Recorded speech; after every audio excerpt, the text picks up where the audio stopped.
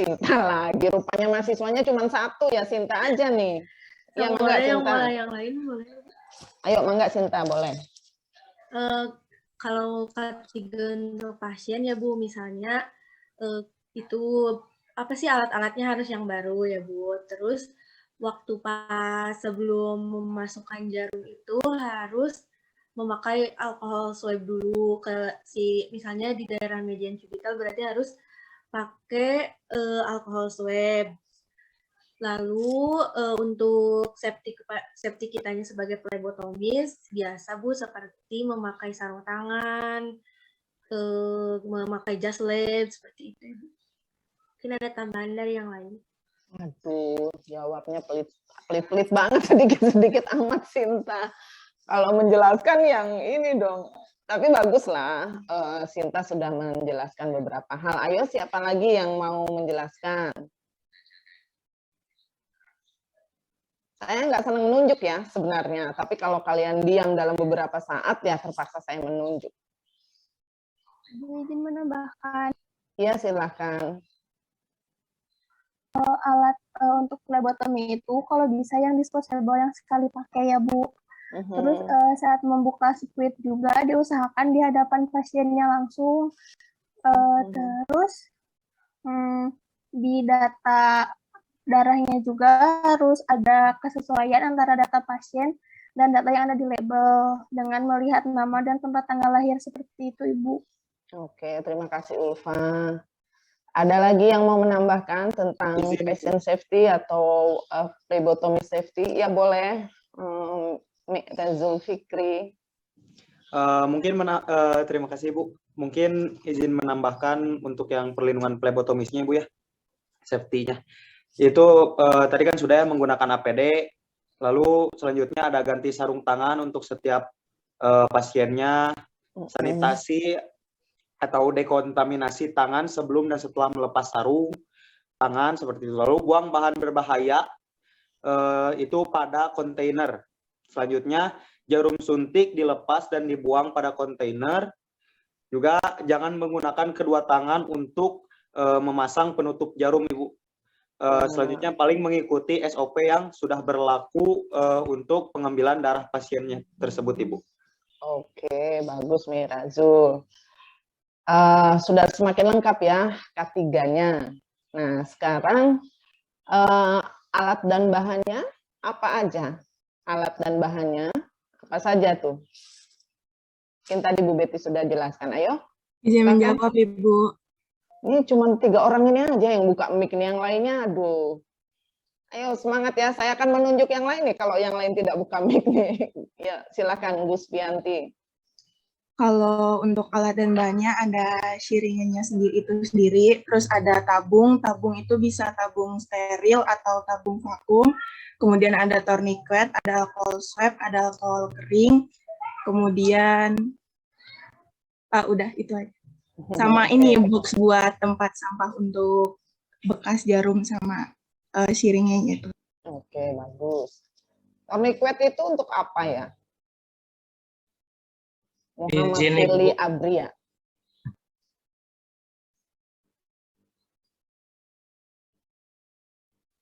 Iya Ibu, tourniquet ya Bu. Kalau tourniquet sendiri itu buat melihat pena Ibu supaya lebih terlihat gitu Bu. Dan dipasangnya di tangan pembuluh darah. Cara memakai tourniquet? Cara memakainya pertama itu kalau pilih sendiri waktu diajarin itu sempat waktu SMK 3 jari di atas ini Bu tangan yang sikunya. Udah itu lalu dipasangnya itu ditahan dulu oleh 2 jari biar tidak terlalu kencang. Setelah itu setelah dipasang nanti udah Bu, setelah dipasang tinggal diraba penanya sebelah mana. Ya, kalau tourniquet itu sebenarnya bukan untuk melihat vena ya, karena dia tidak punya layar, tidak punya display, kecuali kalau vena founder ya. Jadi tahun lalu dari D4 ahli jenjang banyak sekali tuh ada beberapa mahasiswa melakukan penelitian tentang vena founder. Jadi memang ada display kalau itu ya, Nah, jadi hati-hati di sini tidak untuk melihat ya, kalau tourniquet adalah untuk membantu agar vena tersebut timbul gitu, muncul begitu ya. Jadi tidak untuk melihat, karena kalau disebut untuk melihat ada vena pander sih sebenarnya yang ada seperti apa namanya, seperti sinar ya, sinar sehingga dia bisa menunjukkan mana arah venanya, gitu ya. Oke, kalau alat rupanya sudah mudah ya. Nah, sekarang yang penting misalkan squid atau siren itu alat untuk apa tuh? Miss Rina Naswa. Ya Ibu, alat untuk ambil darahnya. Ada berapa saja volume squid atau siren? 1 mili, 3 mili.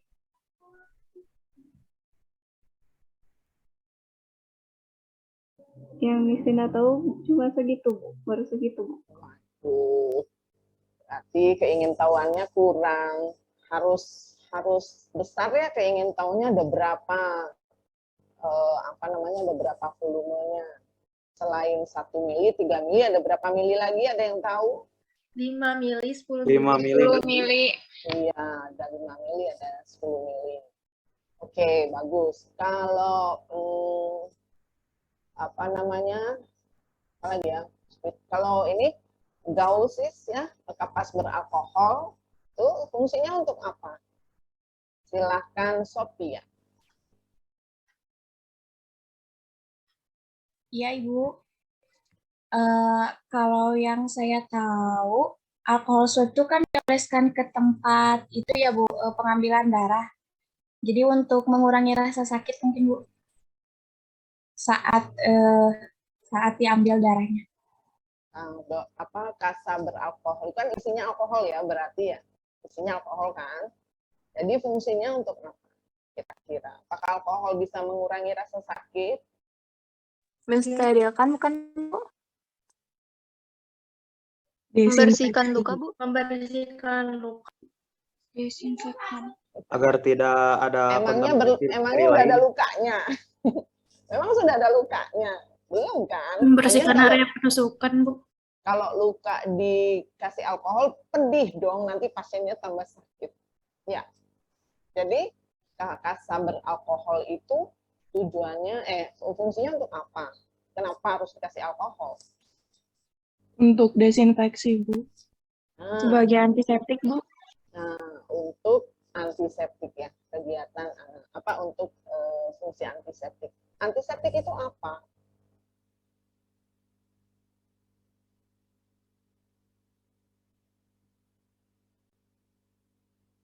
Untuk meringankan rasa sakit, Bu. Untuk meringankan rasa sakit ya.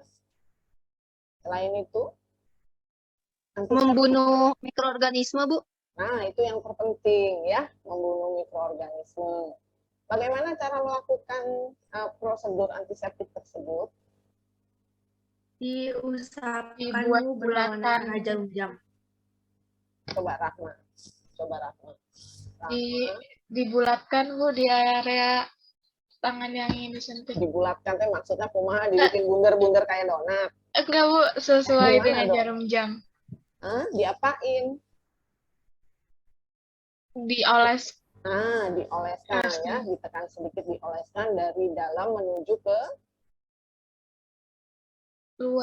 keluar ya, jadi dari dalam menuju keluar. Nanti kita lihat ya caranya. Nah, kemudian kenapa harus dari dalam menuju keluar? Supaya kotorannya, Bu, benar-benar keluar. Jadi tidak Kotoran terkumpul biar di situ. keluar mah peret wene. Diperas aja biar keluar. Ini mah enggak, tapi ya dari dalam keluar. Kenapa tuh dari dalam keluar? Biar merata, Ibu. Biar merata. Kalau merata kan bisa gini juga bisa merata tuh, dari misalkan Bu, dari atas ya ke bawah bisa, atau pokoknya kumaha we bisa lah kalau rata. Ya ada fungsinya itu. Kenapa? Dan kalau sudah sampai luar nggak boleh masuk ke dalam lagi. Kenapa itu?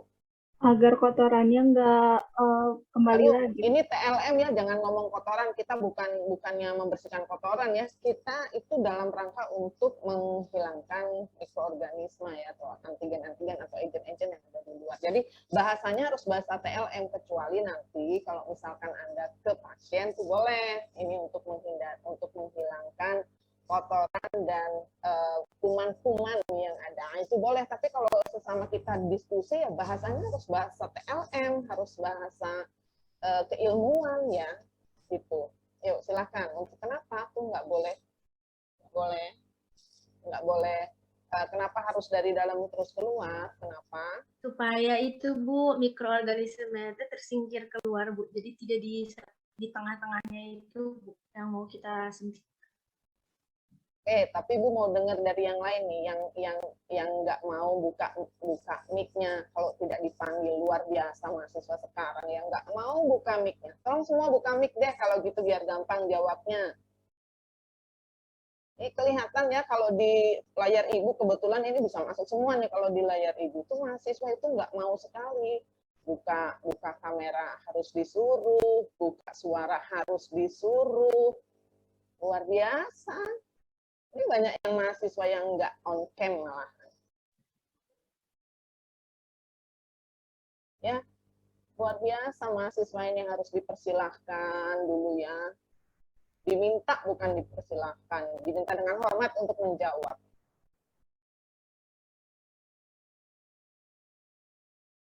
Gimana mau dilanjutkan diskusinya?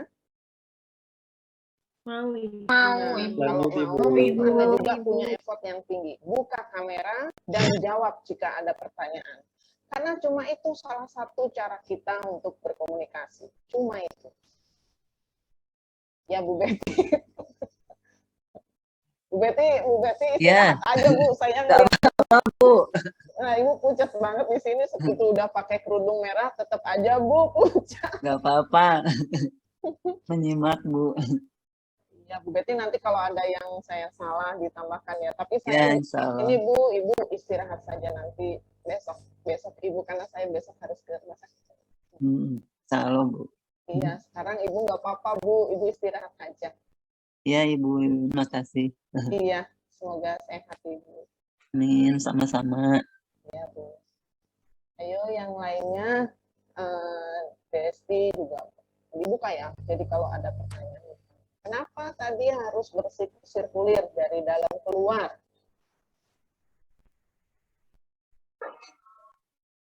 Izin menjawab Bu. Ya nggak apa-apa. Saya izin, memang saya nunggu. Sama Bu Betty nunggu kok kalian menjawab. Silakan. Agar daerah yang sudah dibersihkan tidak terkontaminasi lagi dengan mikrobakteri. Jadi agar daerah yang sudah Bu Betty itu desinfeksi atau antiseptik ya Bu Betty? Harusnya sih antiseptik ya Bu itu ya. Antiseptik ya Bu. Kalau desinfektan itu ke alat-alat ya Bu? Iya betul. Ya, jadi kalau antiseptik itu biasanya ke tubuh pasien ya Bu, ke tubuh manusia. Ingat nih mahasiswa semua ya, kalau antiseptik itu biasanya tindakan untuk mengurangi kontaminan atau menghilangkan mikroorganisme itu yang ada di dalam tubuh. Nah, itu namanya antiseptik. Seperti tadi mengusapkan kasa beralkohol secara sirkulir di daerah yang akan diambil darah venanya. Nah, tapi kalau di lingkungan biasanya Anda misalkan mengerjakan sesuatu, kemudian Anda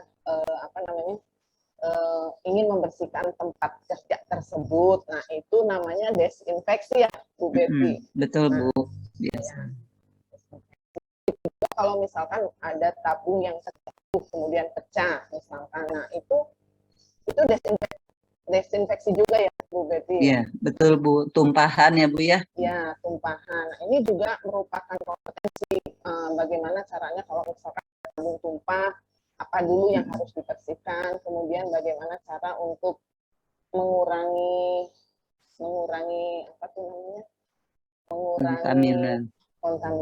kontaminasi ya Bu. Iya, kontaminasi. udah sampai luar tuh nggak boleh masuk lagi. Kalau sudah sampai luar itu harus disudahi ya Bu ke tingkat desinfeksinya.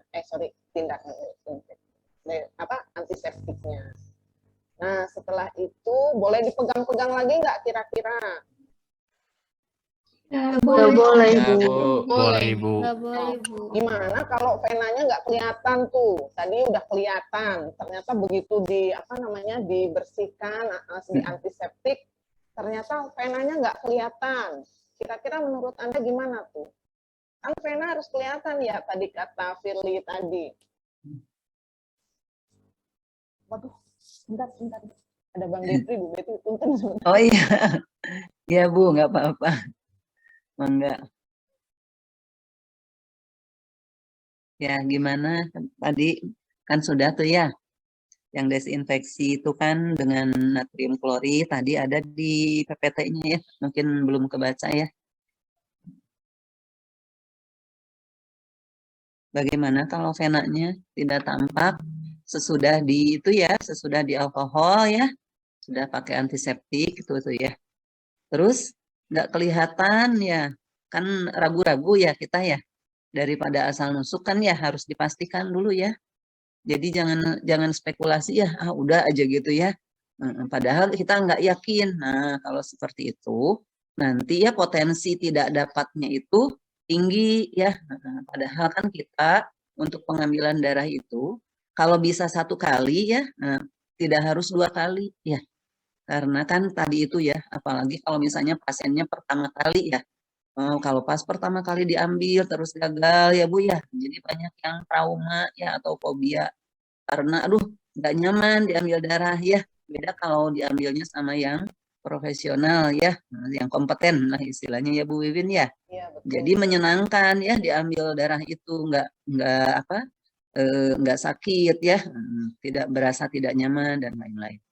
Mangga Bu Wiwin, dilanjut lagi. Baik, terima kasih Bu Betty. Jadi tadi ya, seperti yang dijelaskan Bu Betty, pokoknya kita harus melakukan apapun usaha dari mulai sapa, senyum, salam ya, sampai melakukan tindakan itu untuk bisa mengurangi penderitaan pasien ya. Kan udah sakit, diambil darah itu sebenarnya dia tambah sakit, artinya proses pengambilan darah itu tidak ada yang tidak sakit, semuanya sakit. Tapi tadi Bu Betty mengatakan kita bisa melakukan meningkatkan kompetensi tadi ya Bu ya, sehingga rasa sakit itu bisa berkurang atau bahkan nggak kerasa.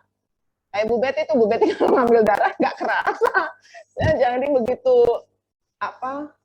smooth gitu. Ada yang melakukannya, ada kok plebotomis yang mampu melakukan itu. Ada juga yang begini, mungkin dia mengambilnya terasa sakit, tetapi karena ramah gitu ya, pendekatannya bagus, itu bisa jadi juga menyenangkan hati. Ya, nah kira-kira nih kalau ada pasien yang kemudian nggak mau diambil darah, kalian mau apa nih?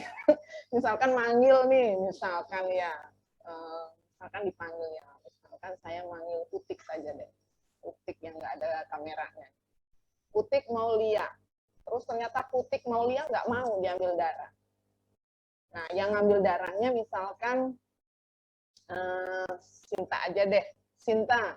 Terus kamu mau gimana nih? Utiknya nggak mau diambil darah nih. Gimana Sinta? Tidak memaksakan, Bu.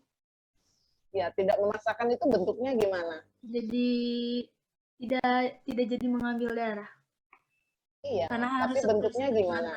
Masa tiba-tiba Kata Putik, maaf saya nggak mau, saya takut, terus Anda tinggalkan aja begitu? Tidak. Nah, Jadi gimana dong dijelaskan caranya? buat nyaman pasiennya. Gimana? Dijelaskan dengan baik prosedurnya kayak gimana, terus kayak dibuat nyaman ngobrolnya gitu. Kalau misalnya Putiknya masih gak mau, berarti sudah. Ya sudah. Iya, benar. Harus dijelaskan dulu ya, tadi sampai dipahami. Tapi kalau masih nggak mau, kalau menurut SOP-nya gimana Ibu Betty? Kalau masih nggak mau itu, kalau yang sering ditanyakan di UPOM itu, tidak dipaksakan, tapi tidak dipaksakannya itu diberikan catatan atau gimana Ibu ke dokternya itu? Ya, diberi catatan, ada inform konsennya aja ya Bu ya. Iya. Tidak berkenan diambil darah ya Bu. Iya, iya. Oke, nah ini menarik sekali inform konsen. Jadi pada saat dia diambil, kemudian Anda sudah memperkenalkan diri, itu dijelaskan dulu bahwa akan dilakukan proses pengambilan darah di vena. Betul. Ibu Putik setuju atau tidak? Nah itu inform konsen ya Bu Betty, sampai sekarang inform konsennya itu lisan ya Bu ya? Tidak ya, verbal ya Bu. Iya, verbal. Paham nggak mahasiswa semua? Nah, di video itu ada kok ya, mungkin tadi juga Bu Betty pasti sudah menjelaskan, tetapi memang harus ada komunikasi, jadi nggak boleh nggak mau ya udah nggak gitu ya, jadi tetap harus dilakukan pendekatan ya. Kira-kira nih kalau Reni Widianti, halo Reni. Iya Ibu. Nah kalau Reni tadi tuh seperti Putik nggak mau tuh, sudah Reni tanyakan apakah Bu Putik bersedia, terus Bu Putiknya nggak mau, enggak saya nggak mau, saya takut. Nah Reni mau ngomong apa? Ya udah sana pulang, emang gak urusin gitu. Reni mau ngomong apa?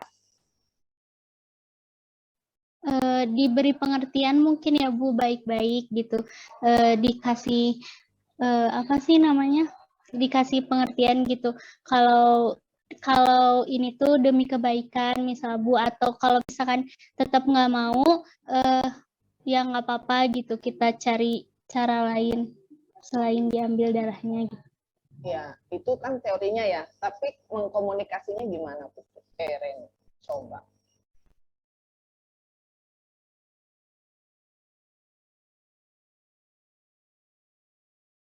Komunikasi gimana Bu, maksudnya ngomongnya gitu ya Bu? Iya, ngomongnya.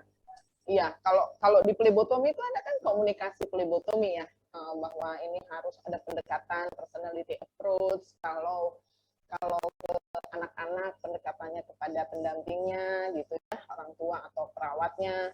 Kalau kepada geriatrik juga sama, kepada pendampingnya, atau langsung ke geriatrik yang masih bisa berkomunikasi. Tetapi kalau masih dia datang misalkan untuk dewasa, bisa komunikasi kan harus ada komunikasi. Nah, Reni ngomongnya gimana tuh ke Bu Putik yang nggak mau tadi, gimana cara ngomongnya?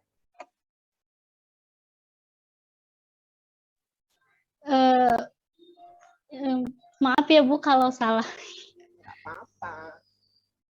Mungkin kayak gini, Putik ya Bu ceritanya, pasiennya ini Putik. Iya. Ibu, Ibu ternyata nggak mudah nih komunikasi. Ya. Ayo belajar nak, nggak apa-apa. Iya Bu, susah diomongin. Harus belajar. Gimana coba ngomonginnya?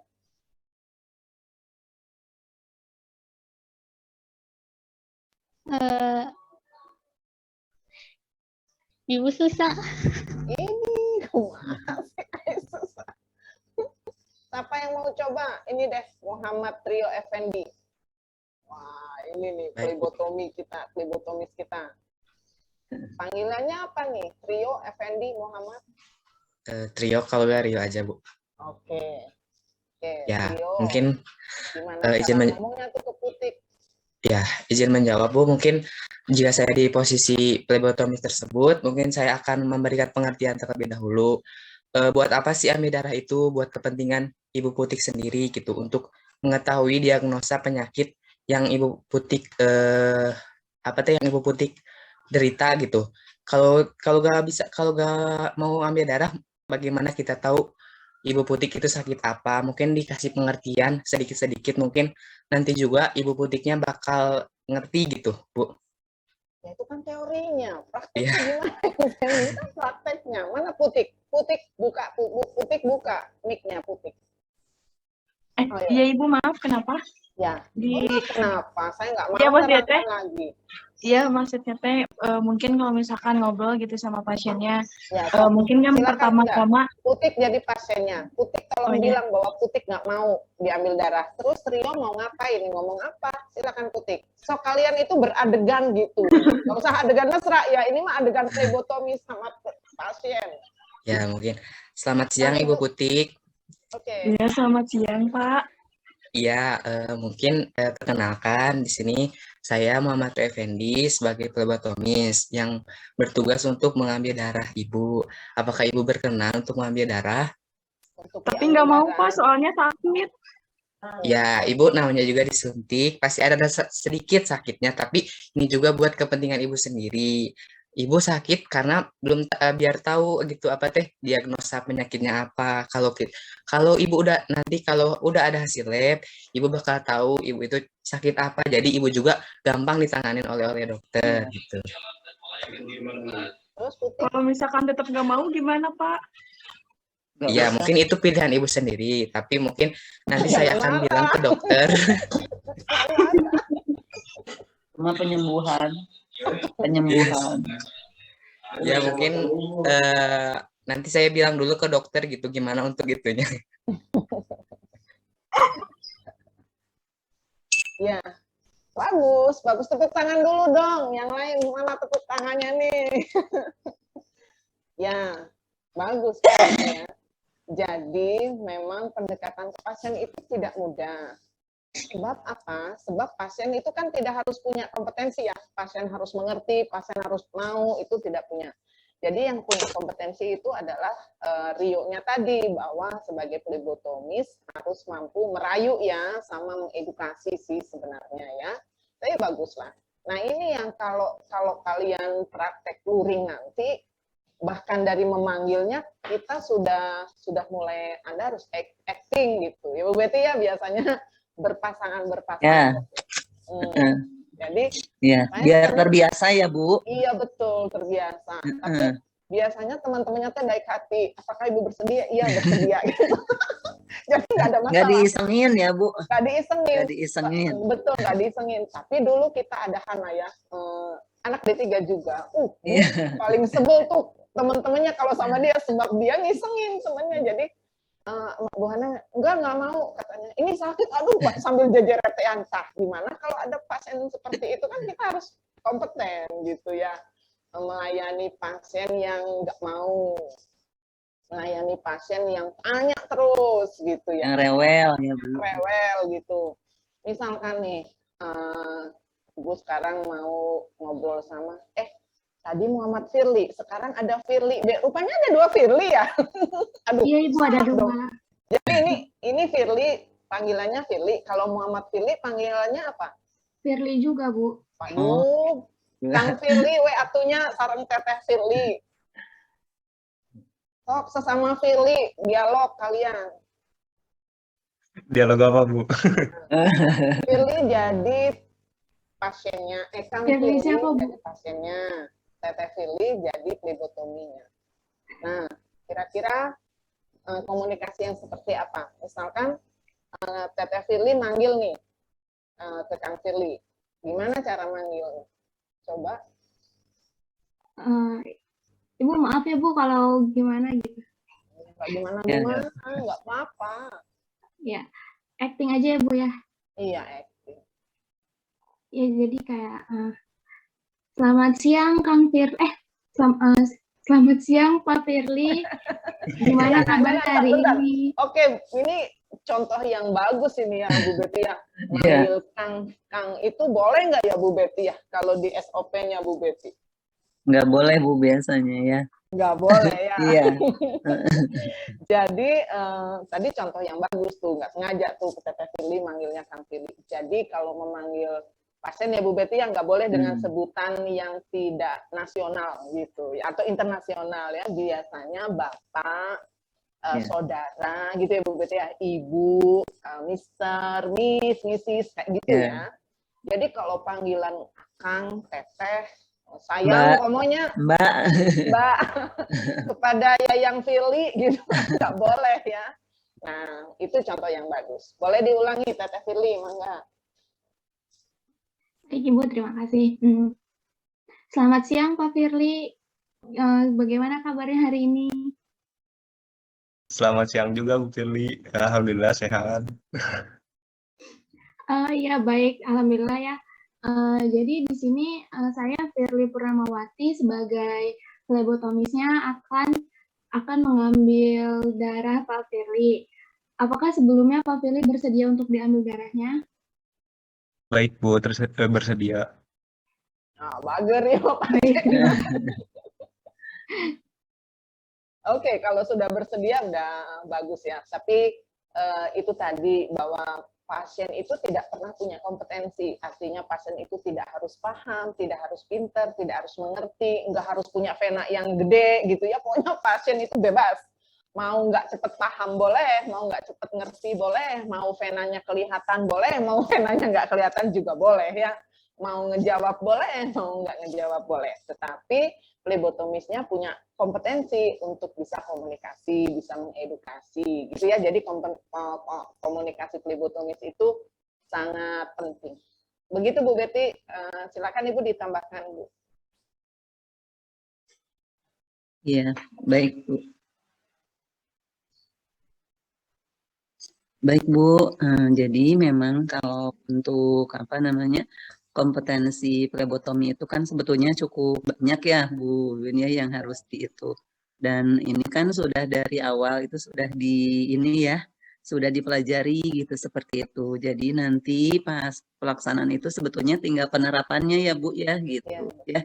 Jadi supaya tadi ya kita bagaimana supaya kita kompeten ya harus diterapkan ya, kalau enggak diterapkan mah nanti kan enggak apa namanya ya nggak pernah keluar kayak tadi ya susah Bu gitu ya. Nah jadi nanti sih harus kayak udah apa namanya habitual gitu ya Bu ya, memanggil pasien, menyapa apa memperkenalkan diri ya, kemudian memanggil pasien, mengidentifikasi pasien gitu ya Bu ya, sama mempersiapkan pasien seperti itu barangkali ya Bu Wiwin ya. Iya.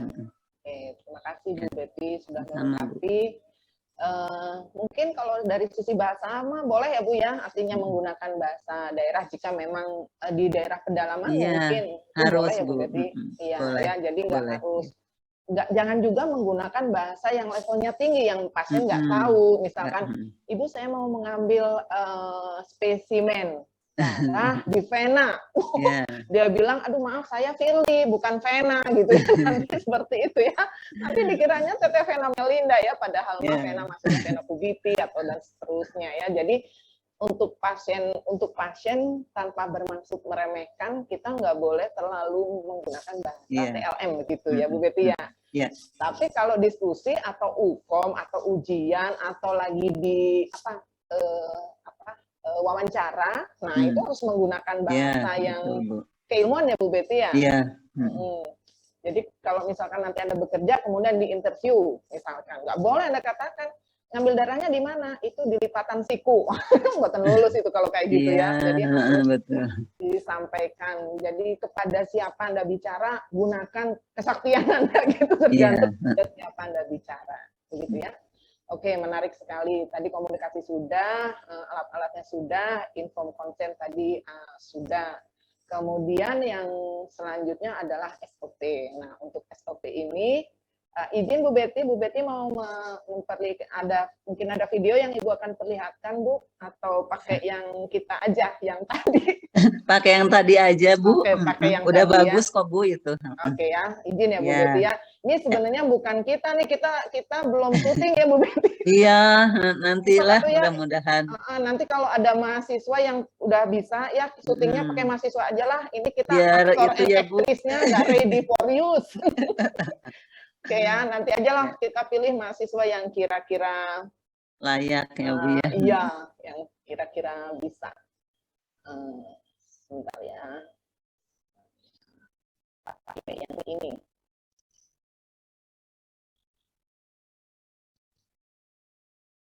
Saya ini juga teman-teman mana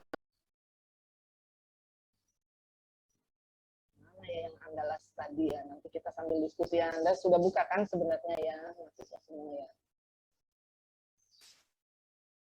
Aduh. Sinyalnya muter-muter. Ya.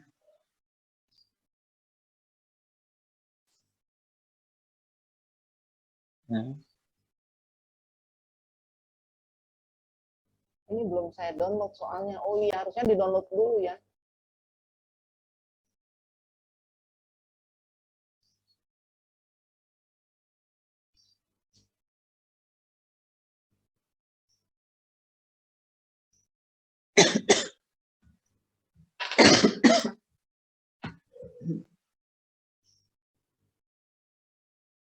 Ini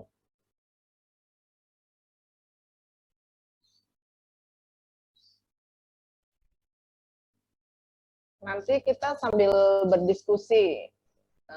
Ini punya Andalas ya, Universitas Andalas untuk kegiatan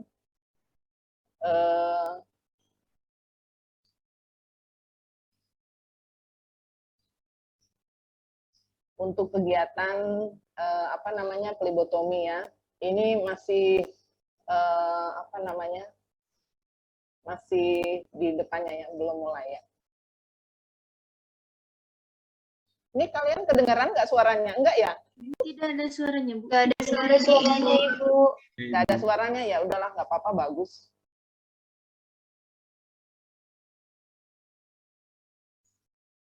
Oh, sebentar. Tapi kelihatan nggak videonya? Terlihat, Ibu. Kelihatan, Bu. Ini ada suara yang, kalau ada suara yang masuk, sorry karena saya tadi buka. Nah, ini adalah kegiatan plebotomi, ya. Sebentar, saya matikan dulu yang satu. Saya tadi nyalakan dua soalnya.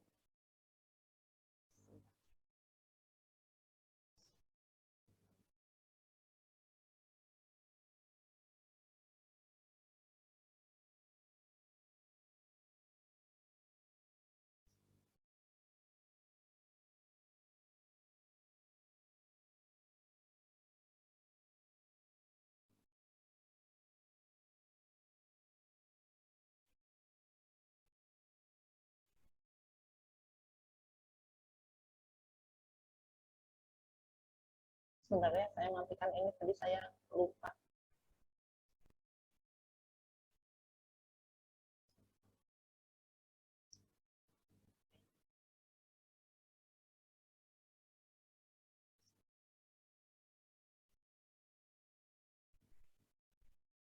Oke, ini adalah kegiatan plebotomi ya, di mana tadi kita tahu bahwa plebotomi ini adalah suatu kegiatan atau tindakan di laboratorium yang difungsikan untuk mengambil spesimen.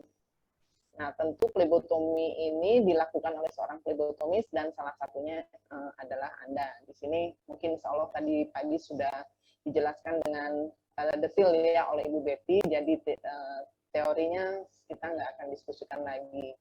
Cuma di sini nanti kita akan lihat sedikit demi sedikit kegiatan untuk kita bisa diskusikan. Ini tujuannya ya, mungkin tadi sudah ya. Saya lanjutkan saja.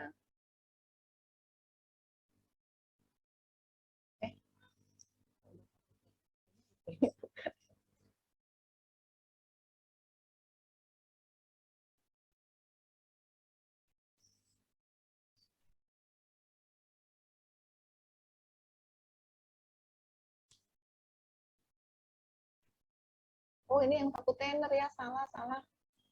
Harusnya yang itu ya. Sih nggak apa-apa lah. Bu Betty ya izin ya nanti yang split. Ya, silakan. Nah, ini adalah tadi ya, yang tadi itu yang alat-alat yang Anda sudah sampaikan ya. Tentang sebenarnya di sini ada squid ya, ada sirin ya, yang beberapa jenisnya, ada mili-milinya, kemudian vacuum thinner juga. Mudah-mudahan soal minggu depan Bu Betty akan sampaikan terkait dengan vacuum thinner, karena harus tersendiri, nggak bisa digabungkan. Tetapi ini kegiatannya sama, mengambil spesimen darah vena. Ini adalah alcohol swab. Nah, kalau dulu menggunakan kapas ya, tapi ternyata kapas itu sekarang tidak direkomendasikan lagi ya Bu Betty ya? Ya, Bu. Karena apa Bu, bisa masuk gitu Bu? Kapasnya ya Bu ya? Iya. Seratnya ya. Iya, seratnya ya. Jadi sekarang lebih mudah menggunakan alcohol swab. Jadi isinya ini dosis ya, isinya dosis yang kecil-kecil, kemudian di dalamnya sudah ada alkoholnya. Nah, ini harus Anda cek juga. Jadi begitu disobek itu basah atau tidak. Karena ada yang tidak basah ya Bu Betty ya. Sempat ya Bu. Iya, mungkin sobek ya, sehingga alkohol itu menguap gitu, jadi kering. Nah, dianggapnya itu nggak ada alkohol, nggak boleh dipaksakan untuk dipakai ya Bu Betty ya. Iya, betul. Jadi harus diganti begitu ya. Tapi kalau misalkan Anda membuat sendiri dari potongan-potongan gausis yang Anda celupkan ke alkohol, boleh ya Bu Betty ya? Iya, sebetulnya bisa Bu. Ya, boleh. Tetapi kalau dia dimasukkan ke alkohol itu harus make sure bahwa tidak boleh terlampau kelebihan alkoholnya. Artinya tidak boleh terlampau basah gitu. Iya. Ya. Jadi kalau misalkan si gausnya itu terendam, kemudian Anda langsung ambil, langsung dilakukan antiseptik, maka si Basah air, banget. iya, kebasahan ya, itu nggak boleh. Kemudian Anda kipas-kipas atau Anda tiup atau dielap lagi sama yang lain, nggak boleh ya. Jadi biarkan dia kering dengan cara alami. Jadi oleh sebab itu alkoholnya seperlunya. Jadi basah normal begitu ya. Nah, kemudian ini tourniquet. Nah, tourniquet ini bahannya ada yang elastik, ada juga yang latex ya Bu Betty ya. Latex Bu. Ya, ada yang latex. Iya. Nah, bahkan di beberapa jurnal sih saya sudah Anda juga bisa melihat nanti bahwa sudah banyak digunakan tourniquet yang disposable ya Bu Betty ya. Iya, betul. Iya, bahkan di beberapa laboratorium juga sudah banyak tourniquet yang disposable. Saya pernah membaca ini Bu Betty, ada kasus legal, kasus hukum di mana ada seorang pasien yang mengajukan melaporkan sebab dia dipakaikan tourniquet yang tidak disposable, sementara pada saat menginformasikan itu ada disposable. Jadi artinya hanya masalah tourniquet yang harusnya harusnya disposable, dia nggak disposable, itu menjadi perkara Bu Betty ternyata. Iya. Paham ya si pasiennya ya Bu. Nah, betul. Jadi pasien itu dilindungi oleh perundangan, undang-undang konsumen itu ada. Jadi kalau Anda udah menyatakan bahwa ini disposable, tourniquetnya disposable, berarti harus disposable ya Bu Betty ya. Iya, betul. Nggak boleh kemudian ternyata tidak disposable, gitu ya. Iya. Kemudian ini glove ya, handscoon sama ya Bu ya, sama. Oke. Handscoon juga harus sesuai dengan tangan kalian ya. Kalau tangannya mungil ya jangan pakai yang XL ya. Kalau tangannya segede gaban ya jangan pakai yang mungil gitu ya. Pokoknya harus pas. Kira-kira menurut Anda nih, siapa yang mau menjelaskan? Apa sih efeknya kalau pakai handscoon yang nggak pas? Ayo silakan. Izin menjawab. Ya, sebutkan namanya ya, karena Ibu nggak bisa melihat Anda nih. Ibu kejar nih nanti kalian. Kameranya. Silakan sebutkan namanya. Ya Bu, saya Alicia Sri Wahyuni, izin menjawab. Kalau misalnya handscoon-nya nggak pas, kalau kegedean nanti bisa terjadi kontaminasi gitu Bu, ada zat kontaminan yang masuk.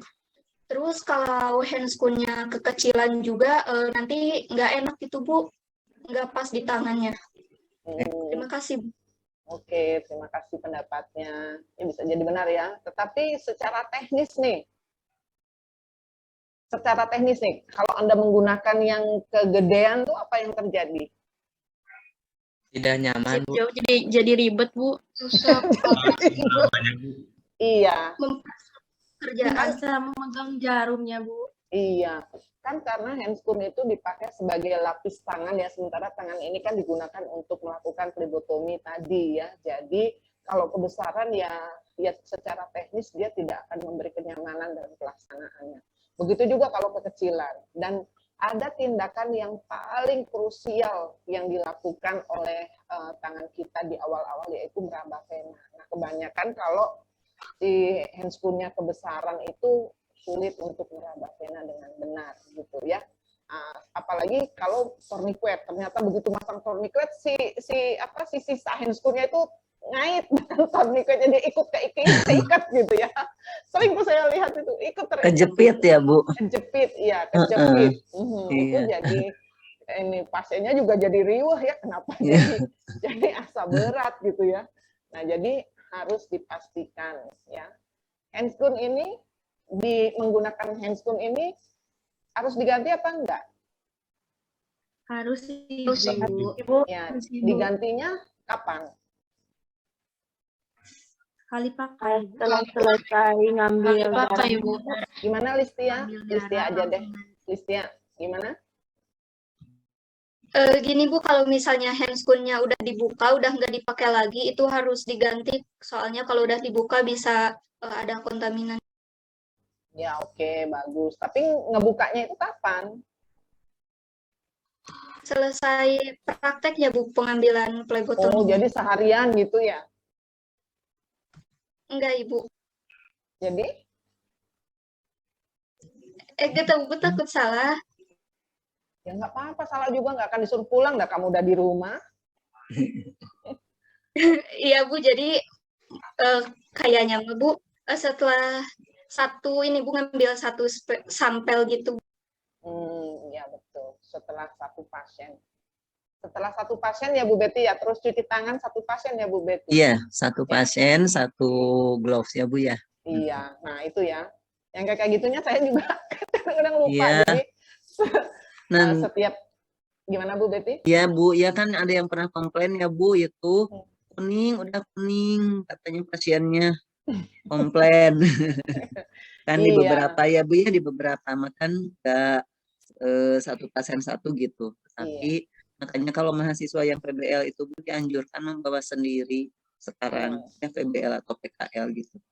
Gitu, betul. Iya, betul. Bu. Kalau PKL karena takutnya nggak terlampau disiapkan dalam jumlah Iya, yang betul. banyak ya Bu ya.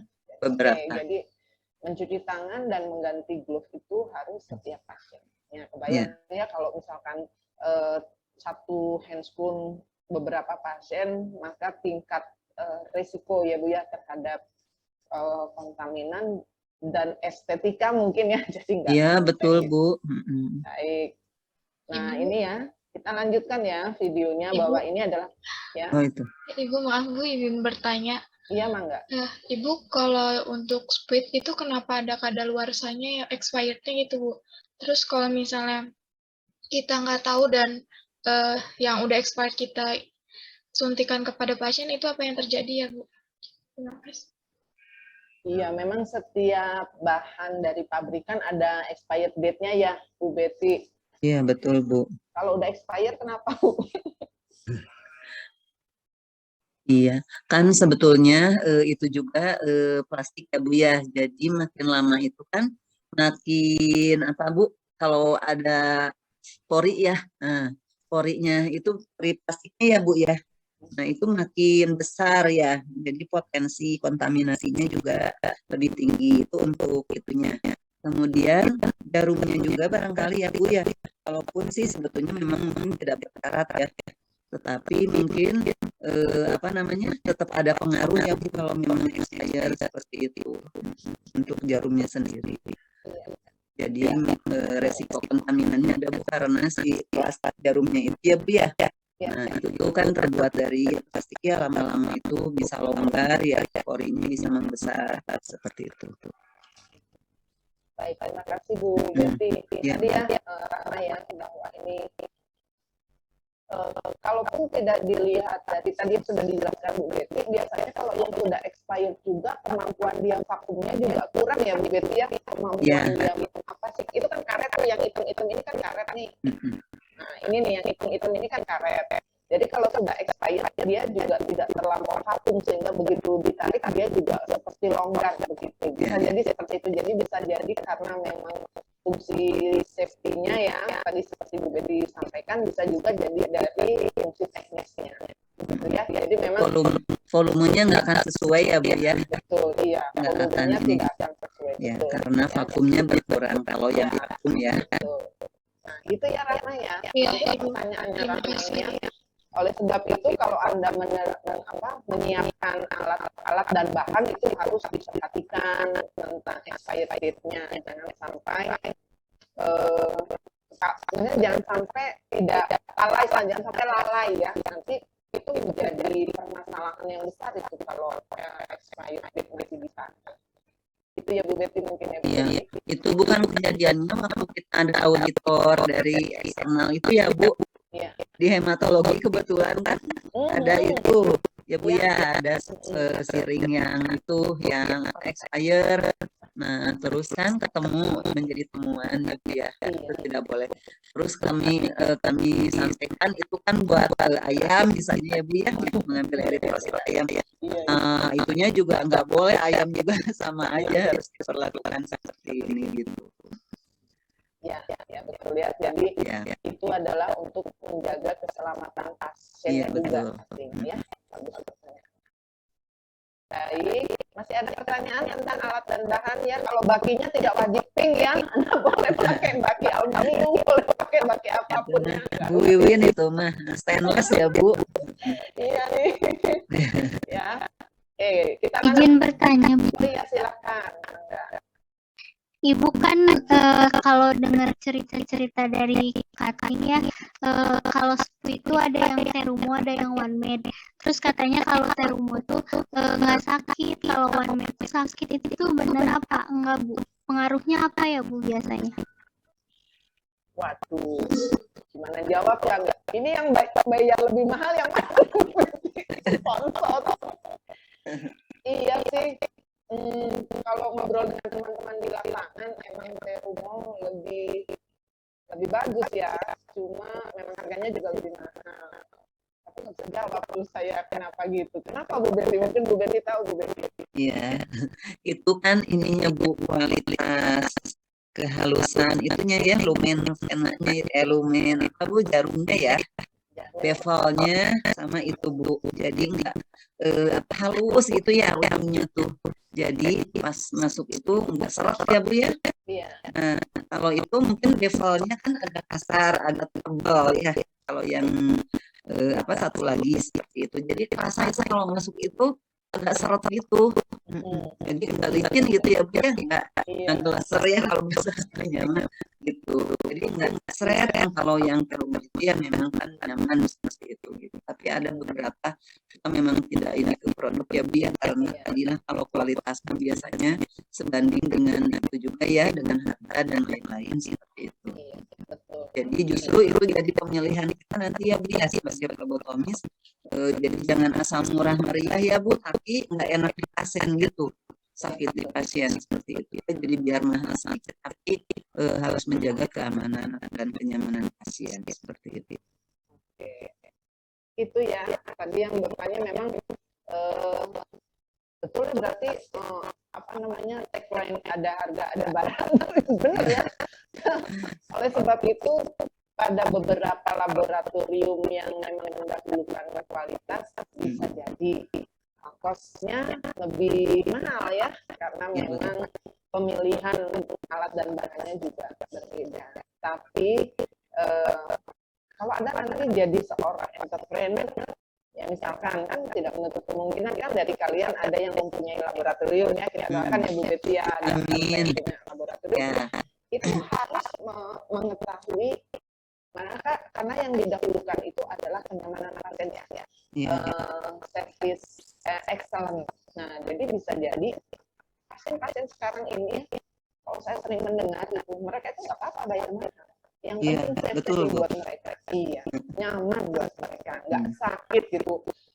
Bedanya juga nggak terlampau sampai menghabiskan uang demikian ya. Jadi itu sebabnya laboratorium utama yang notabene harganya juga pemeriksaan mahal itu tetap ramai gitu ya, karena apa, pasien sekarang itu sudah cerdas, sudah pintar-pintar gitu bahwa mereka mendahulukan kenyamanan buat mereka.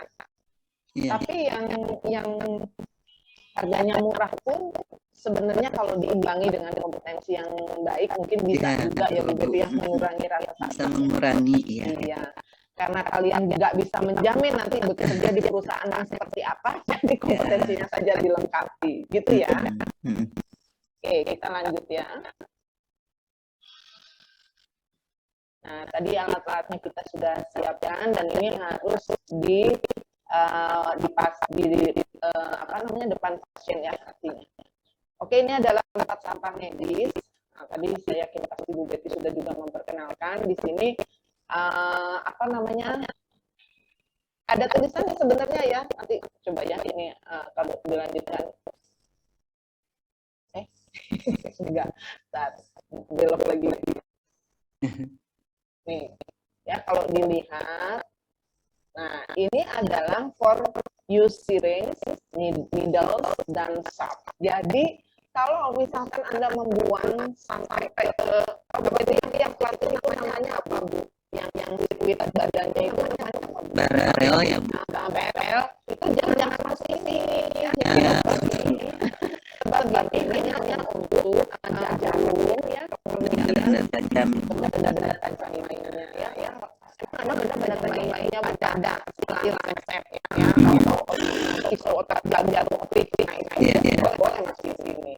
Kita pahami ya, masih semuanya ya. Jadi kalau kayak apa namanya, kalau itu juga boleh masih ini. Kalau ini lihat termasuk yang enggak basic ya. Tapi dia nggak boleh masuk ke sini. Jadi ini hanya untuk alat yang jam seperti jarum, kemudian dan benda-benda yang lain-lain. Ini sebenarnya sudah tentunya ya yang tempat medis, jarum dan benda tajam. Kadang-kadang kita jadi kalau ada itu dibaca dulu ya sebenarnya, dibaca dulu. Jadi jangan menurut aja pakai kata-kata itu kan buangnya ke situ gitu ya. Kalau seperti itu ternyata masukkan semuanya sama. Yang nanti saya tolongnya. Kita akan lanjut ke prosedur berikut ini. Nah di sini kalau kita lihat ada setelah disiap semuanya ya, ini paling sederhana ya sebenarnya ya. Kalau sekarang kan sudah alat sudah lebih cantik itu, warnanya juga berbeda macam-macam, bisa lagi yang penting ya. Sebentar tadi ini dia ngomong apa? Oke. Di sini phlebotomisnya setelah memanggil, kemudian dia memperkenalkan diri. Dia memperkenalkan saya Eka, saya bertugas untuk ambil darah Pak. Ya. Jadi,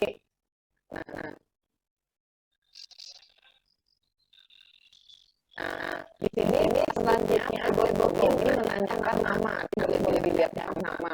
Nah, menanyakan nama itu sebenarnya saya ada kecuali dengan yang di sini ya.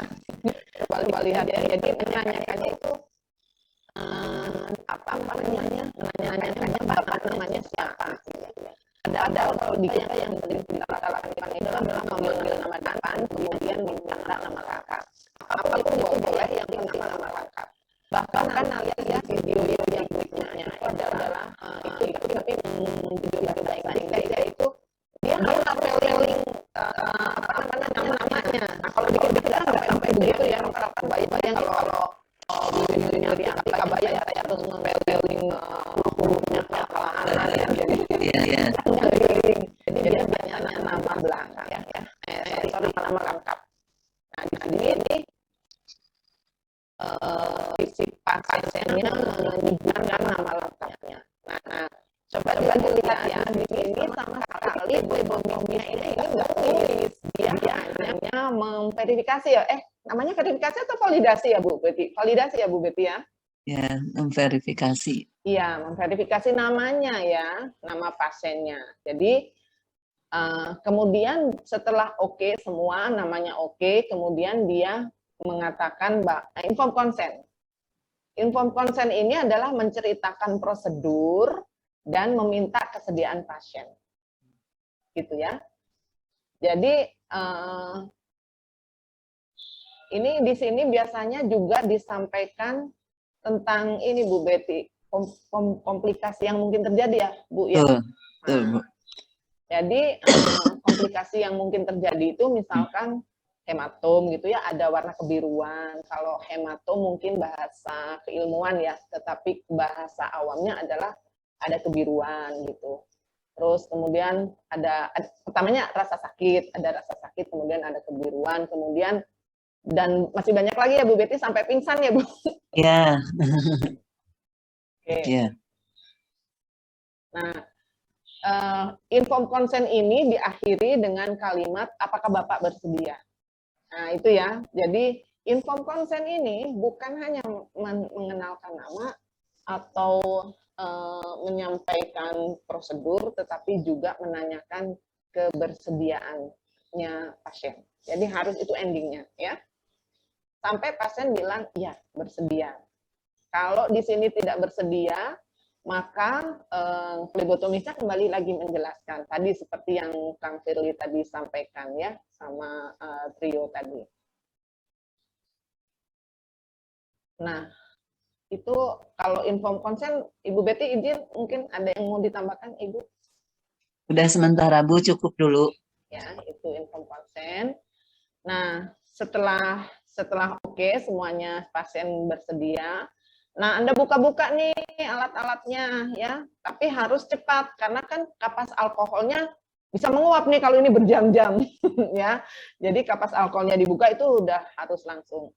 Lihat ini ya, mencuci tangan di ini menggunakan hand sanitizer ya, tidak menggunakan sabun.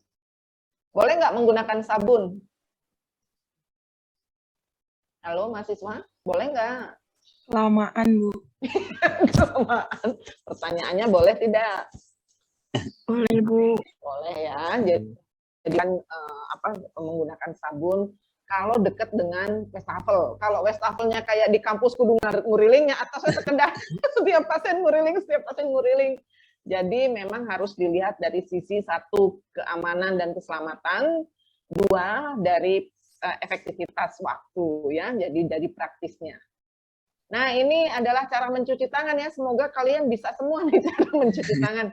Jangan sampai nanti pas akreditasi nanti disuruh mahasiswa cuci tangan, aduh ucek-ucek hanya gitu ya. Nah, kemudian pasang handscoon ya. Oke, jadi handscoon tidak dipakai sepanjang hari saat Anda nulis, makan atau dan segala macamnya, tidak. Ini hanya digunakan pada saat Anda akan melakukan proses pengambilan spesimen ya. Nah, lihat ini ya. Mana? Nah, ini ya. Lihat handscoon-nya fix gitu ya, ke tangannya itu fix gitu ya. Oleh sebab itu plebotomis itu disarankan ya. Disarankan atau persyaratan ya Bu Betty, nggak boleh banyak perhiasan ya Bu Betty? Iya, Bu. Jangan kayak Hotman misalkan cincinnya dari kelingking, ini cincin semua kebayang atunya meureun di sinar. Sobek. Sobek ya Bu. Sobek ya. Jadi intinya bahwa memang kita harus mendahulukan keselamatan sesungguhnya ya. Jadi bukan tidak boleh membuat, Bu gimana Bu, saya baru nikah, jadi saya udah kalau cincin kawin satu aja kan nggak apa-apa gitu kan ya. Jadi insya Allah sih. Tapi kalau cincinnya banyak itu, begitu juga dengan kuku. Ya Bu Betty, kukunya jangan panjang-panjang ya. Jadi kalau kukunya harus dipotong dengan rapi ya untuk keselamatan pasien dan keindahan tentu ya. Oke, kita lanjutkan. Nah, setelah menggunakan semua, ini adalah cara untuk mempalpasi. Nah, kalau vena tadi ini ya cara pada saat mempalpasi tadi. Nah, ini. Nah, pada saat mempalpasi tentu kita harus mencari lokasi yang termudah dulu ya, Bu Betty ya, lokasi yang umum. Betul. Nah, ini biasanya di vena cavity. Vena cavity. Jadi di sini ya Bu Betty ya. Ya, kelihatan sekali ya. Ya, jadi biasanya di sini yang paling terlihat. Mantap. Iya. Kalau nanti kita jadi offline ya, mudah-mudahan habis UTS kita bisa offline. Jangan dijauhi ya teman-teman yang venanya nggak kelihatan. Harus tetap kalian, karena justru teman-teman yang venanya nggak kelihatan itu menjadi sarana untuk belajar ya. Jadi jangan dijauhi ya. Biasanya kalau kami bebaskan, mangga cari pasangan masing-masing. Itu yang venanya nggak kelihatan itu nyempil aja di pinggir. Kasian nggak punya temen gitu ya. Nah, ternyata ada beberapa mahasiswa yang nekat gitu ya, berpasangan dengan teman-teman yang venanya nggak kelihatan. Justru dia lebih duluan bisa, sebab dia juga nggak milih-milih pasien gitu ya. Nah, nggak boleh ya pilih-pilih pasien, misalkan saya mau yang khusus yang laki-laki sehingga venanya bisa kelihatan gitu ya, atau saya mau yang harum-harum saja badannya gitu ya, nggak boleh ya kayak gitu. Pasien itu harus semuanya Layani ya. dilayani ya dengan hati gitu, jadi nggak boleh dibeda-bedakan ya. Mau itu anak pejabat ataupun anak biasa saja, itu di mata kalian itu harusnya sama semuanya, tidak ada harus membeda-bedakan. Nah, ini untuk mencari vena tadi, sebelum dipasang tourniquet boleh diraba-raba dulu ya Bu Betty ya. Iya, betul. Ya, ini namanya dipalpasi Diseleksi ya Bu, seleksi vena. Iya.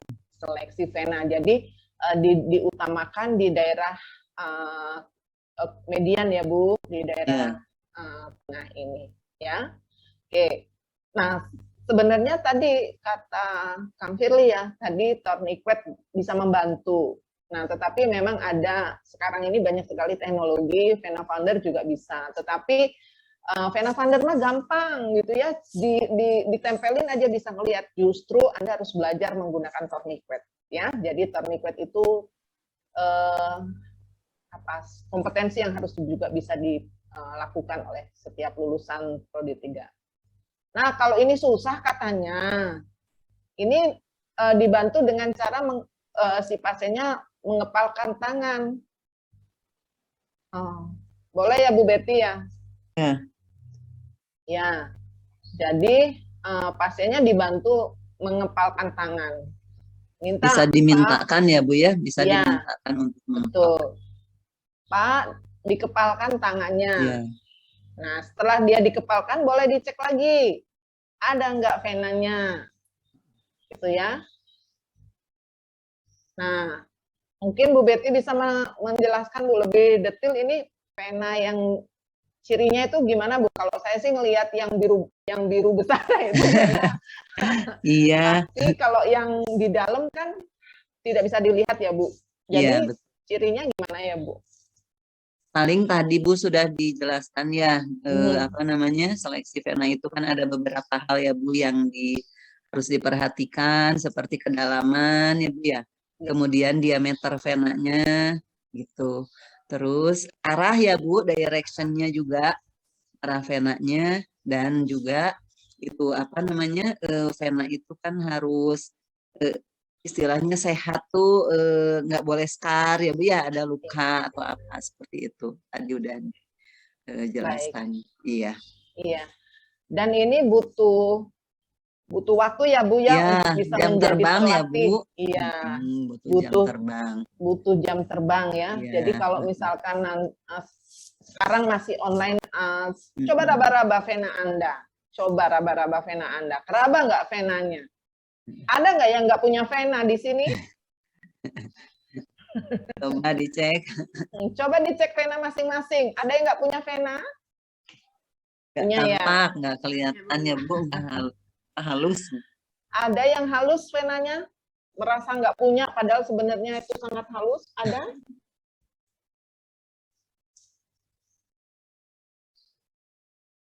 Nggak ada ya? Berarti bagus semua venanya. Oke, alhamdulillah ya. Berarti Anda sudah bisa mengenali vena sendiri.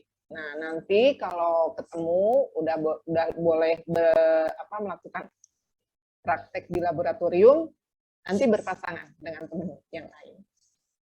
Kita lanjutkan ya. Kalau sudah pasti, nah misalkan nih di sini, ini harus sabar. Kalau sudah pasti baru boleh dipasang tourniquet. Nah, di sini tourniquetnya dipasang, tadi kata Kang Firly 3 jari ya, itu kurang lebih 7 cm lah dari vena side, kemudian dipasang tourniquetnya. Tourniquet ini pun tidak boleh terlampau lama ya Bu Betty ya, 1 menit Bu Betty ya? 1 menit aja Bu. 1 menit ya memasang tourniquet. Lihat ya, pasang tourniquetnya nih Nak nih, lihat. Ini si flipnya atau penjepitnya ini ada di sebelah luar. Jadi ini tangan kiri, tangan kanan Anda pegang, kemudian tangan kiri Anda boleh mempalpasi kembali nih sebelum dikasih alkohol ya. Coba lihat di sini, si flip dari tourniquet ini ada di sebelah luar. Nah, ini tujuannya adalah untuk memudahkan jika nanti darah sudah Anda dapatkan, Anda langsung membuka tourniquetnya ini. Sebab tourniquet ini tidak boleh terlalu lama. Tadi Bu Betty mengatakan 1 menit ya. Karena kalau lebih dari 1 menit akan terjadi beberapa komplikasi ya Bu Betty. Ya, betul Bu. Ya, seperti misalkan pecahnya pembuluh darah perifer ya Bu. Salah satunya. Ya. Oke. Ada yang mau bertanya tentang memasang tourniquet dan palpasi? Izin bertanya, Bu. Ya, silakan Kang Silly. Mengenai yang itu, Bu, suka ada kan lihat jadi yang kalau misalnya masih nggak kelihatan itu kayak dipukul-pukul pakai 2 jari gitu, Bu. Oh, di gini-gini ya? Tepuk-tepuk ya, Bu. Tepuk-tepuk. Sanes Iya. dipukul makanya gebukan gitu. Tepuk-tepuk. Digini Biar ya, muncul digini ya. Iya sih, betul. Ada banyak tips dan trik ya untuk bisa memunculkan vena. Tadi mengepal, kemudian dipukul-pukul. Kemudian kalau digini boleh nggak Bu Betty sebelum diambil darah Bu Betty? Di apa? Digerak-gerakan Bu Betty. Iya, tapi ya apa namanya? Yang penting kenyamanan pasiennya ya Bu ya. Kan ada yang kurang nyaman misalnya ya kalau kayak tadi ditepuk ya gitu. Oke, jadi apa namanya? Patient of certification itu harus diutamakan ya. Jadi jangan sampai ditepuk-tepuk pasiennya nggak terima. Nggak enak. Nggak enak gitu ya. Oke, kayaknya yang paling disukai pasien diminta mengepal biasanya karena itu buat dia nggak susah gitu Kang Fili.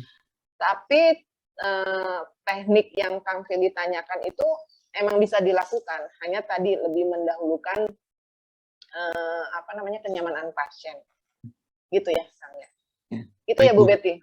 Iya betul Bu. Oke ya. Ada lagi yang mau bertanya tentang palpasi dan pemasangan tourniquet? Pemasangan tourniquet ini ada yang menggunakan latex itu diikat ya, tapi ngikatnya jangan ikat mati ya sehingga susah nanti bukanya.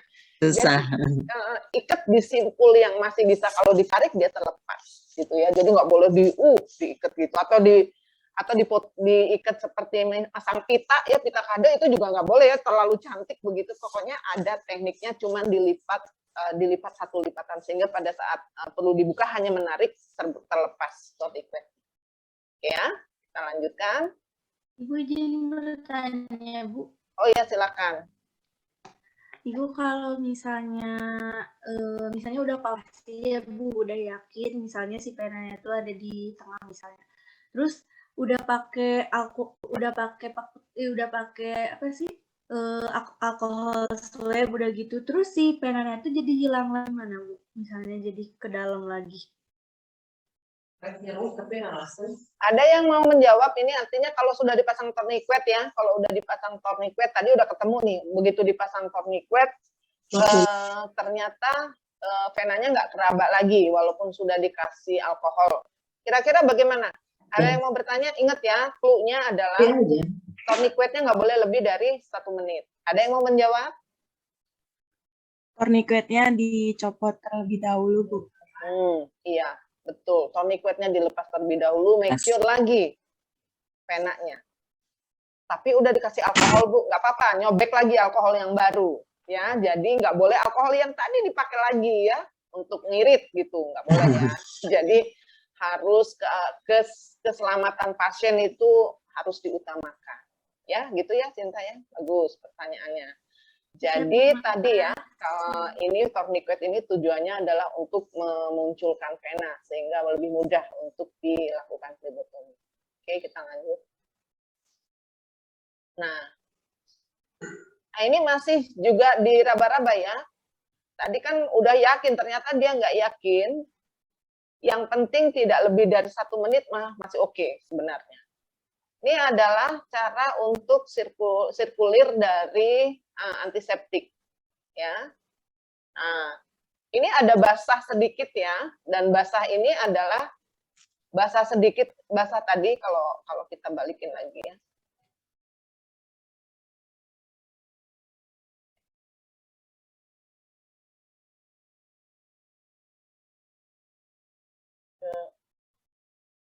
kalau tadi kita balikan ya bahwa tadi ada daerah yang basah. Nah, daerah yang basah itu menunjukkan alkoholnya itu masih ada gitu ya. Tapi kalau ada seringkali tadi saya sama Bu Betty cerita bahwa ada yang kering, nah itu Anda harus mengambil alkohol yang baru.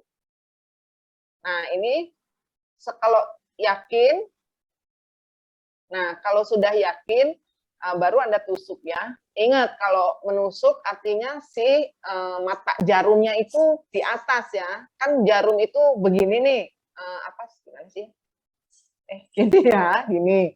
Jadi si mata jarumnya itu ada di atas, bukan begini ya. Jadi itu yang harus diperhatikan. Kemudian sudutnya berapa ya, Bu Betty ya? Tadi 15 sampai 30, Bu. Nah, iya betul. 15 sampai 30. Ya. Nah, saya pernah lihat, nanti Anda di YouTube coba buka sendiri ya, tentang sudut pengambilan itu. Dia di YouTube itu diceritakan kalau ternyata dia terlalu landai, berarti kurang dari 15, itu apa yang terjadi kalau dia lebih dari 30 tapi si venanya ini muncul gitu, itu apa yang terjadi, itu bisa Anda pelajari. Ya, Bu Betty ya, kalau betul, lebih nggak bisa ya Bu ya. Bukan nggak bisa, berisiko. Iya. Oke ya. Tapi ada digunakan jika venanya di dalam ya Bu Betty ya, sangat dalam gitu. Ya. Itu boleh menggunakan lebih dari 30 ya Bu Betty? Bisa Bu, maksimal 45 ya, tapi jarang ya Bu ya. Iya, maksimal 45 ya, jadi nggak boleh tegak lurus seperti itu ya. Jadi harus diperhatikan sudutnya, karena sudut itu akan memudahkan Anda mendapatkan masuk ya Bu ya, masuk spesimen darahnya itu. Betul. Lanjut ya.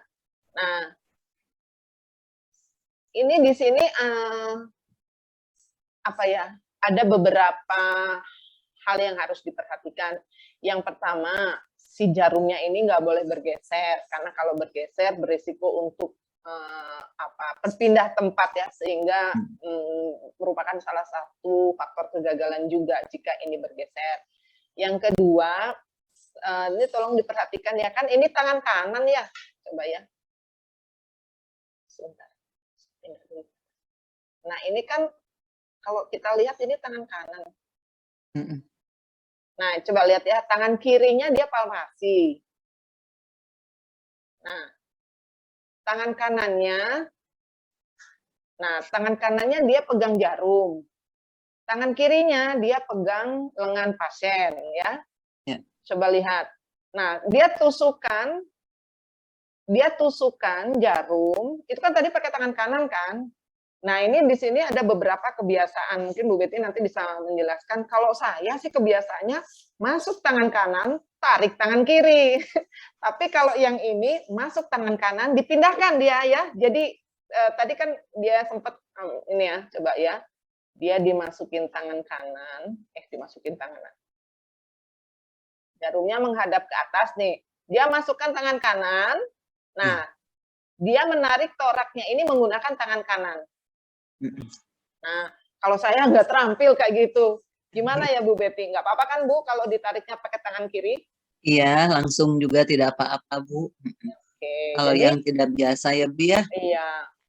Jadi kalau yang ini dia masuk tangan kanan, kemudian tangan kirinya menekan jarum, kemudian dia tarik toraknya menggunakan tangan kanan. Tapi boleh juga dia masukkan tangan kanan. Ini kan tangan kiri kita pegang lengan pasien. Masukkan jarum dengan tangan kanan dan menarik toraknya menggunakan tangan kiri. Itu kalau tangan kirinya kuat. Ya, jadi boleh ya Bu Betty kedua teknik ini dipakai. Iya. Ada yang mau bertanya?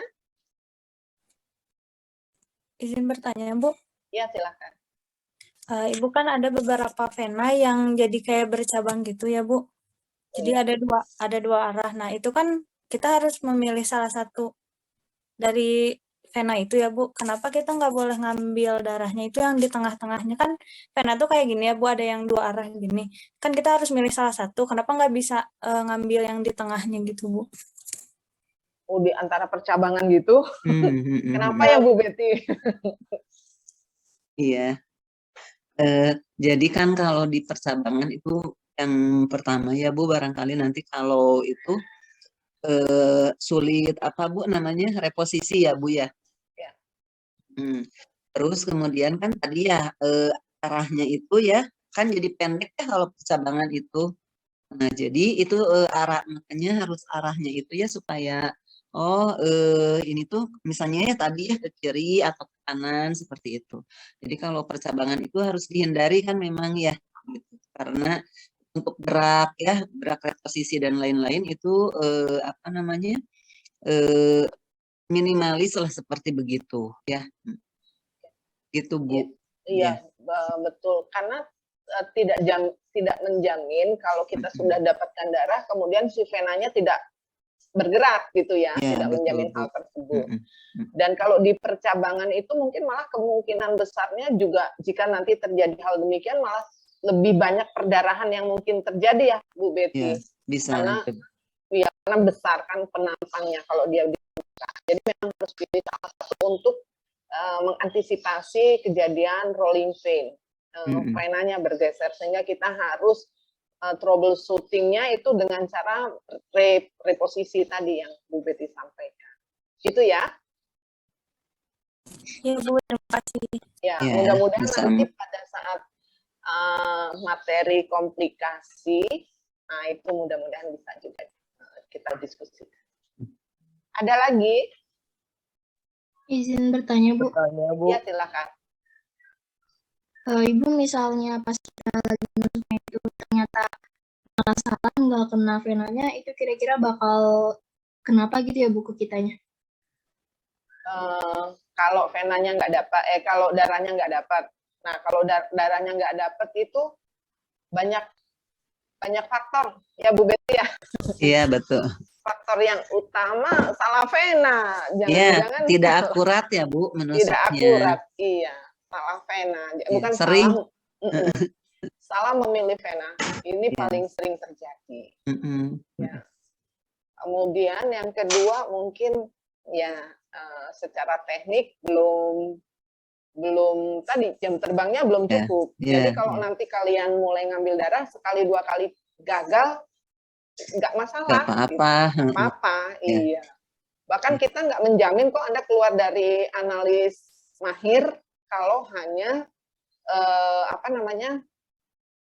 kalau hanya di pelajaran plebotomi aja nggak cukup. Tapi kan nanti ada mata kuliah lain yang mungkin mewajibkan Anda mengambil darah seperti di imunologi, serologi, di hematologi, di kimia klinik, ya. Atau di mata kuliah yang lain juga membutuhkan, maka Anda harus semangat untuk melakukan hal tersebut karena itu bagian dari pencapaian kompetensi, melatih gitu. Sebelum nanti Anda diberikan PKL ya Bu Betty ya? Iya, betul Bu. PKL juga ada tempat yang belum boleh ya Bu Betty? Ya. Ada nggak Bu? Ada Bu, di lab-lab klinik itu ya biasanya tidak diperkenankan. Jadi untuk biasanya nanti ini dengan PBL ya kayak kemarin ya Bu, yang di lab klinik harus ke rumah sakit misalnya gitu. Jadi ditukar supaya bisa ngambil sampel ya Bu ya. Iya. Nah begitu ya. Jadi kalau hanya mengandalkan plebotomi nggak cukup gitu ya. Tetapi kalau nanti Anda sangat antusias di mata kuliah yang praktek yang lain, itu banyak kok peluang untuk melatih gitu ya. Nah kalau dulu masih belum pandemi, kami wajibkan Anda untuk mengambil darah sebanyak sekian orang gitu ya. Tapi kalau pandemi gini susah ya. Pernah waktu itu ya Bu Betty kita lakukan ujian prakteknya setelah praktek di lab, ternyata pandemi pertama nih. Jadi mahasiswa itu harus mengambil darahnya itu di rumah. Nah, yang jadi korbannya bapaknya, ibunya, tantenya, adiknya, kakaknya. Jadi kami berani melakukan itu karena memang mereka udah beberapa kali. Tetapi kalau tahun kemarin betul-betul pandemi nggak bisa, jadi kami juga tidak wajibkan itu. Berharap pandeminya selesai, nah nanti di mata kuliah yang lain bisa diikuti, gitu ya. Jadi kalian jangan stres. Aduh nanti saya nggak bisa. Ya nggak apa-apa, nanti ada praktek lain atau ada kegiatan kurikulum lain seperti BKL, PBL dan sebagainya ya. Oke. Nah, ini begitu darahnya mengalir jangan lupa untuk melepas tourniquet. Nah, kita balikin lagi ya. Nah, begitu darah mengalir, setelah darah mengalir, nah itu lepaskan tourniquet. Kecuali kalau venanya kolaps. Nah, misalnya venanya kemudian nggak ditemukan lagi, nah itu boleh si tourniquetnya itu dipertahankan sebentar sampai dia mendapatkan kembali. Nah, tetapi ini juga butuh butuh keterampilan ya, artinya untuk yang sementara masukkan saja ke benak kalian bahwa tourniquet itu tidak boleh lebih dari 1 menit. Jadi begitu keluar darah itu harus langsung dilepas. Nah, melepas tourniquet juga perlu hati-hati ya Bu Betty ya, jangan begitu lepas pula semuanya. Penanya geser, kemudian jarumnya bergeser, wah ya jadi harus penuh kelembutan deh pokoknya ini ya. Nah, setelah dilepas penanya, vakutainernya itu ditarik perlahan-lahan sampai dengan volumenya terpenuhi. Ya.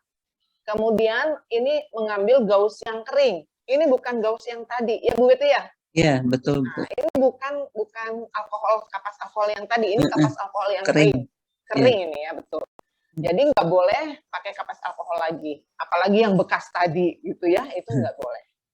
Oke, ini coba lihat caranya, ditutup ya. Ditutup, ini sambil ditekan sedikit gitu ya Bu Betty, sambil ditekan sedikit untuk membantu menarik si jarumnya. Nah, tarik. Nah, di sini baru kelihatan, kalau kalian yang keturunan raja mungkin darahnya biru gitu ya, rakyat biasa darahnya merah. Kalau saya sih merah darahnya, aduh, nggak biru. Nah, oke, setelah pada saat ini ya, pada saat Anda sudah melepaskan, ini sebenarnya boleh Anda meminta tolong nih, misalkan pasiennya, Bapak atau Ibu, tolong ya ini ditekan untuk sementara, sambil Anda menutup spuit atau whatever lah yang untuk pengolahan spesimen ya, tapi yang cepat gitu ya. Ini boleh. Nah, ini ditekan terus ya, untuk menghindari terjadinya ekses perdarahan ya. Nah, kemudian, ini harus ditekan setelah tidak berdarah, setelah tidak ada perdarahan, baru boleh dipasang plester. Kalau masih ada perdarahan, tekan terus, ya. Tapi jangan kaget ya nekannya ya, ditekan saja, mungkin 3 menit, kemudian diberikan plester. Nah, sudah selesai ya, diberikan plester.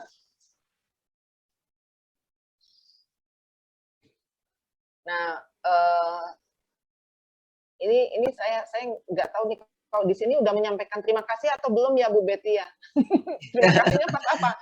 Kayaknya ini dulu ya Bu Betty ya. Iya, diberesin dulu Bu. Iya, diberesin dulu ya. Iya. Jadi si darahnya tadi, ini yang ininya jangan diikuti ya. Maksud saya gini, kan kalau pakai spuit itu kan ada tabung yang lain yang ditambahkan antikoagulan atau membuat serum berarti tidak ditambahkan antikoagulan gitu kan? Gitu ya Bu Betty ya? Iya. Nah, kalau pakai spuit. Tapi kalau ini dimasukkan ke vakutainer, ini kita nggak ajarin yang ini. Ya, sebab tapi ini banyak terjadi ya Bu Betty ya di puskesmas gitu. Iya, benar. Jadi mereka ingin mengambilnya menggunakan spuit, tetapi tabungnya karena alatnya juga sudah mulai menggunakan alat yang otomatis itu loh Bu Betty ya. Jadi yang mengharuskan closed tube, jadi dia harus pakai vakutainer, maka ini dipindahkan ke tabung vakutainer. Padahal kalau menggunakan tabung vakutainer ini jangan pakai spuit, harusnya pakai jarum dan holder ya Bu Betty ya. Betul. Gitu ya. Tapi nggak apa-apa. Ini terjadi di lapangan ini ya. Ya, mengambilnya menggunakan squid. Nanti dimasukkan. Kemudian dimasukkan. Oke lah, kita nganggapnya ini masukkan ke tabung yang benar ya, setelah diberikan antikoagulan untuk hematologi dan tanpa antikoagulan jika diperlukan membuat serum. Perlahan melalui dinding tabung, di mana si tabungnya sudah diberikan label yang lengkap, ya. Perlahan sekali lihat, perhatikan begitu telitinya. Nah ini, yang ini nih Bu Betty, ini nih di sini sampai spet-spetnya masuk ke sini. Iya, makanya gampang penuh ya Bu. Gampang penuh, betul. Ya, sebenarnya karena apa? Kalau disebut squid sih memang masuk ke sini ya, tetapi itu tadi ya, karena gampang penuh, sementara kita mempunyai tempat sampah yang infeksius, jadi kita pisahkan.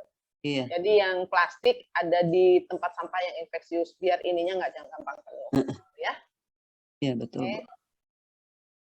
Setelah itu, nah ini adalah cara untuk membolak-balikan darah ya. Nah, hati-hati, jangan sampai terlalu keras karena pada saat dia terlalu kenceng maka bisa menimbulkan hemolisis. Nah, setelah udah selesai semua baru bilang terima kasih kepada pasien. Jadi pasien itu melihat pengolahan spesimennya. Nah, ini baru bilang terima kasih sambil menunjukkan cup yang sudah diolah ya, spesimen yang sudah diolah masuk ke cup. Kalau si cupnya, kalau si pemeriksaannya itu banyak divisi, misalkan ke hematologi, ke kimia klinik, ke mikro, bisa jadi si tabungnya tidak satu gitu ya, tergantung pada kebutuhannya. Gitu ya Bu Betty ya? Iya. Oke. Setelah itu baru diucapkan terima kasih. Coba lihat di sini identitas dari si pemilik darah ini sangat lengkap ya, nama, tanggal pengambilan, nomor batch.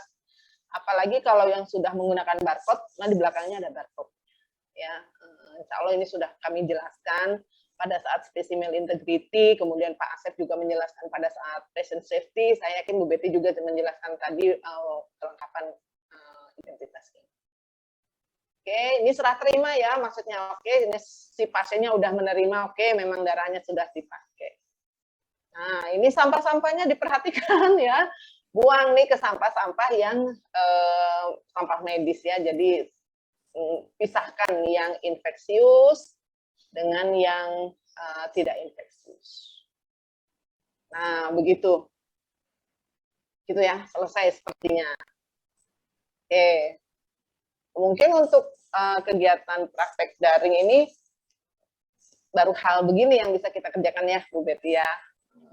Banyak kekurangan ya, kami minta maaf gitu. Tapi tadi ada beberapa link YouTube ya, dan di salah satunya Anda sudah buka belum yang ngambil pisang, ada nggak? Belum ya, nanti Ibu kirim ya. Jadi ngambil darah, tapi latihannya di buah pisang gitu ya. Ngambil darah, latihannya di buah pisang. Nah, tentu ini adalah pendekatan-pendekatan saja, karena kalau latihan itu harus didampingi sama dosen pembimbing ya Bu Betty ya. Jadi kalau kalian di rumahnya nggak ada pendamping yang tersertifikasi, ya jangan melakukannya, sebab ini adegan berbahaya. Jadi harus didampingi oleh kepisang aja dulu ya Bu ya, melemaskan ya. Iya, nanti tangan ya. Iya, betul. Di pisang itu sangat dekat anatominya gitu dengan anatomi siku orang, kemudian dengan venanya ya. Di bagian-bagian tertentu itu ada yang bisa dianggap sebagai vena. Kalau nanti belum terkirim, jadi saya izin sama Bu Betty untuk mengirimkan kembali ke mahasiswa. Jadi kalian sebelum makan pisang dipakai latihan dulu ya. Habis latihan, ditusuk dulu. Habis ditusuk baru dimakan pisangnya. Ya, mungkin itu yang bisa saya sampaikan Bu Betty. Mohon jika ada yang ingin ditambahkan, mangga Bu. Saya kira sudah cukup Bu. Izin bertanya Bu. Oh iya, mangga. Silakan. Kan misalkan Bu kalau kita latihan ya Bu ya di rumah, untuk limbah medisnya bagaimana ya Bu? Nanti kalau misalkan ada praktek offline dibawa ke kampus atau bagaimana ya Bu? Takutnya kan ada penumpukan limbah yang di gunungan sampah yang kayak limbah rumah tangga gitu jadinya Iya, tuh takutnya Iya, kayak gitu. jangan, memang jangan. jangan. Bisa dimarahin Pak RT, Pak RW. Iya, terus berceceran ya Bu ya. Iya. Jadi kalau nanti latihan di rumah, pisahkan jarumnya. Ya. Jarumnya aja pisahkan, ya. Kemudian pada saat Anda memisahkan, kalau jarumnya itu ada tutupnya ya Bu Betty ya, kan jarumnya Iya. masih bisa masuk ke tutupnya itu. Nah sebenarnya aman lah karena ditutup, tapi pisahkan saja. Nanti kalau boleh ke kampus, nanti dititipkan ke kampus, karena Ya. kampus pun punya pihak ketiga ya untuk mengolah limbah tersebut. Jangan buang di mana saja ya. Nah, masih mending kalau nggak ketemu sama anak yang suka menggunakan. Iya. Kira mainan ya. Iya, Ya, disemprot-semprot. Iya, disemprot-semprot nanti. Gitu ya, Acep ya. Ya. Dibawa aja ke kampus yang jarumnya ya Bu ya. Nanti Iya. ke hematologi lah biasanya. Kresek-kreseknya di itu ya. Iya.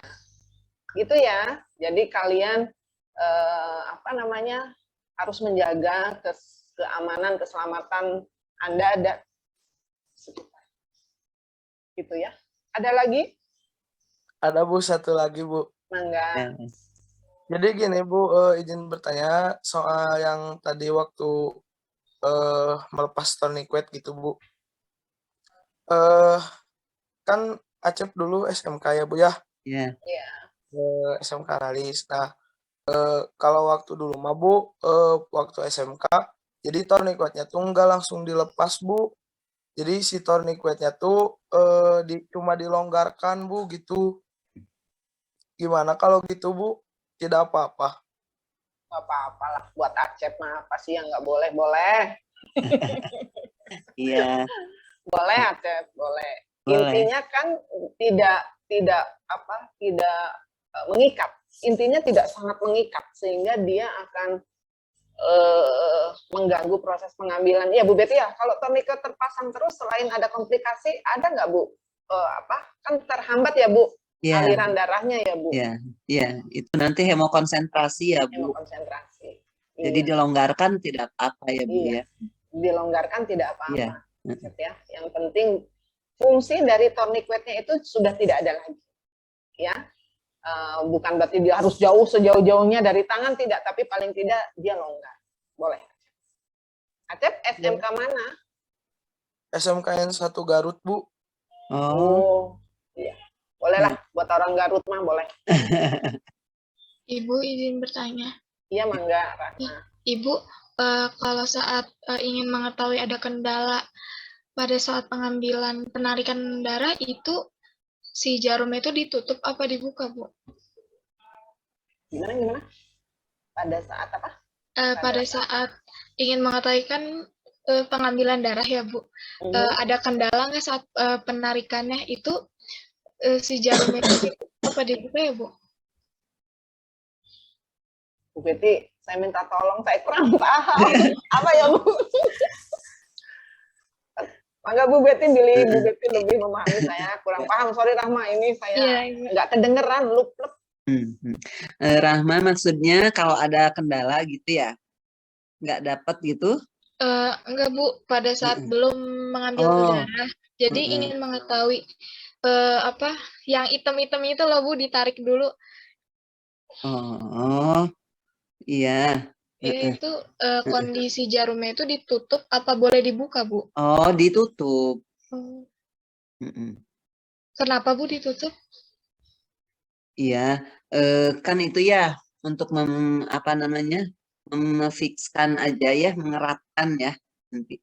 Terus memastikan apakah itu kan ditarik ya, supaya nanti pas menarik jarum misalnya ya, masuk ya. Nah, menarik jarum itu udah halus nariknya. Kalau misalnya sebelum belum dicoba gitu ya, ditarik sama di ini. Nah, itu nanti keras itunya. Kan keras ya. Nah, makanya diaturkan dulu seperti itu. Jadi nanti udah halus pas ngambil itu. Ya, makanya kan nanti di ini aja sedikit ya, diberi ruang gitu ya untuk memastikan darah itu nanti masuk gitu ya. Seperti itu. Jadi kalau misalnya sambil dibuka kan khawatir kontaminan ya. Jadi sebetulnya itu untuk mengecek itu ya, mengecek plangernya itu ya supaya nanti pas pada pengambilannya itu udah lemes ya, udah maksudnya udah halus menariknya. Kalau enggak nanti kan keras tuh ya. Nah, kalau keras nanti berpotensi untuk tadi yang Bu Wiwin sampaikan ya, terdapat perubahan itu posisi jarum dan lain-lain gitu ya. Nah, Iya Ibu, terima ya kasih. seperti itu. Itu Bu Wiwin, Mangga. Oh iya Bu. Ya, maaf ini sinyalnya kurang bagus. Iya. Ibu izin. Ya, Ibu silakan. izin tanya. Silakan. Ibu mau tanya, kenapa kalau misalkan habis selesai disuntik nih, terus ditarik jarumnya? Nah, kadang kayak kita tuh disuruh buat tarik napas gitu, Bu. Ditarik napas, pas jarumnya udah dicabut, baru dihembusin napasnya. Itu biar kenapa ya, Bu? Apa ngaruh sama rasa sakitnya, Bu? Iya sih, kalau yang saya baca, mengatur pernafasan itu bisa mengendalikan rasa nyaman gitu sebenarnya, sehingga rasa sakitnya menjadi berkurang ya. Iya, betul Alda, seperti itu. Jadi menarik nafas itu adalah memberikan ruang untuk menenangkan diri ya secara psikis ya. Tapi kalau secara anatomis saya nggak paham Bu Betty, apakah ada pengaruhnya ya Bu itu? Nah, kurang paham juga Bu kalau saat itu Nggak ya, tahu mungkin juga ya. lebih ke psikis kali ya Bu. Iya, lebih ke psikis sih. Artinya kalau menarik nafas itu sesungguhnya dia secara perhatian dia akan terfokus dengan nafasnya tersebut gitu. Dan lebih rileks ya Bu ya. Iya, lebih rileks. Jadi nggak sebenarnya rasa sakitnya sih sama saja, cuma terasa oleh dia ya Bu Betty ya, terasa oleh dia agak lupa sedikit tuh karena dia lebih fokus kepada menarik nafas. Dan pada saat dia menarik nafas dia merasakan cukup oksigen kan gitu, sehingga dia merasakan ada kenyamanan karena darah kan oksigen itu kan pada saat menarik nafas itu kan sesungguhnya oksigen sedang dikumpulkan ya, jadi sebenarnya fresh gitu, lebih fresh, jadi lebih kepada psikis sih, tapi mungkin adalah secara fisiologis cuma nggak paham kita sampai di anfis itu mah ya Bu. Iya, itu Alda, tapi pertanyaannya bagus juga ya, menarik nafas ya, tapi memang betul kok diminta tarik nafas Bu gitu, kayak orang mau melahirkan kayak gitu juga, tarik nafas gitu, mudah-mudahan dia nggak terlalu sakit gitu, tapi mungkin itu dari sisi psikis gitu. Itu ya Alda. Baik Bu, terima kasih. Oke. Izin bertanya Yang Bu. lain sudah cukupkah? Ibu izin bertanya. Ya, Mangga. Ya Bu, izin bertanya, kan tadi di teori itu ada tentang yang kita tuh harus perlu tahu pena pasien kita tuh normal atau tipis, kecil atau rapuh kayak gitu ya Bu. Nah, biar tahu kayak gitu tuh gimana ya Bu? Terima kasih Bu. Oke, bagus ya pertanyaannya. Tetapi lagi-lagi ini tergantung kepada frekuensi dari melatih meraba vena tersebut gitu ya. Jadi kalau Anda bisa palpasi, Anda bisa merasakan kok venanya ini tebal atau venanya ini tipis atau venanya ini besar atau apakah venanya ini kecil, apakah vena ini ada di permukaan atau dalam. Ya, itu memang butuh latihan ya, Adalia ya. Jadi karena kalau kita sudah mengenali karakteristik dari vena, kita bisa melakukan plebotomi itu sesuai dengan karakteristik venanya gitu. Misalkan kalau kecil artinya, kalau venanya kecil artinya tidak boleh terlampau dalam misalkan ya, karena venanya kecil. Kalau venanya tebal, misalkan pada bapak-bapak gitu, rata-rata venanya cukup tebal, berarti kita harus memasukkan jarumnya landai tapi lebih dalam gitu, lebih jauh gitu maksudnya, sehingga akan memungkinkan mendapatkan darah itu kemungkinannya besar. Jadi memang butuh latihan. Coba Adalia latihan sekarang di rumah, raba vena Adalia. Bagaimana? Bandingkan dengan vena ayah gitu, atau bandingkan dengan kakak yang laki-laki, atau bandingkan dengan adik yang masih kecil. Bandingkan, kan nggak apa-apa kan, nggak sakit kan kalau raba vena. Coba ibu tolong dikepal, terus raba-raba, nanti akan ada rasa beda gitu. orang pada wanita dan pada laki-laki, pada yang kurus gitu atau pada yang gede badannya gitu, pada anak-anak itu nanti ada bedanya. Dan pada saat bedanya itu dirasakan, itulah karakteristik vena. Dan pada saat itulah kita tahu melaksanakan plebotominya harus sesuai dengan karakteristik tersebut. Nah, itu sih yang bisa. Mungkin Bu Betty akan menambahkan, Bu, silakan Ibu. Iya betul Bu, memang apa namanya, nanti kan variasi ya, variasi atau karakterisasi vena itu memang nanti akan berbeda-beda. Nah, semakin kita berpengalaman ya atau banyak ya pasien makanya ya itu biasanya relatif lebih sensitif nanti ya. Oh iya ini venanya seperti ini. Nah, tadi betul ya. Oh jadi kalau memperlakukannya juga sudah spesifik nanti ya untuk karakteristik yang apa yang ada ya pada masing-masing pasien. Jadi nanti juga walaupun misalnya ya bayi ya Bu ya, nah, jangan takut gitu ya. Nanti juga memang apa kalau yang karunyaan ya Bu ya apa namanya kasihan gitu ya lihat mana kecil, mana ini gitu ya. Nah, tetapi memang kalau kita ya, kalau plebotomis profesional, apapun tadi kata Bu Wiwin kan, tidak boleh diskriminasi ya Bu. Nggak mau yang bayi, nggak mau yang geriatri dan lain-lain seperti itu ya. Jadi semakin kaya akan pengenalannya karakteristik vena, nanti kita juga akan semakin berpengalaman ya Bu ya. Ya, betul Bu Betty. Setuju. Gitu ya, Adalia. Baik Ibu, terima kasih Bu. Ya, sama-sama. Sebenarnya menyenangkan sekali diskusi dengan kalian, didampingi Ibu Betty juga. Tapi ini udah 2 jam nih. Kayaknya sudah selesai dulu ya, selain kalian harus istirahat. Kuotanya juga kasihan ya kalau terlalu lama. Mudah-mudahan diskusi kita hari ini bermanfaat. Dan mohon sekali kalian membuka link YouTube tadi, karena hanya dengan cara itulah kita bisa mengenali lebih dalam soal keterampilan atau psikomotor. Mudah-mudahan nanti setelah UTS kondisi COVID-nya sudah reda ya Bu Betty, menurun ya, diizinkan praktek lagi di kampus ya. Jadi betul. jangan mikir yang macam-macam, misalkan nanti aku nggak kompeten segala macam.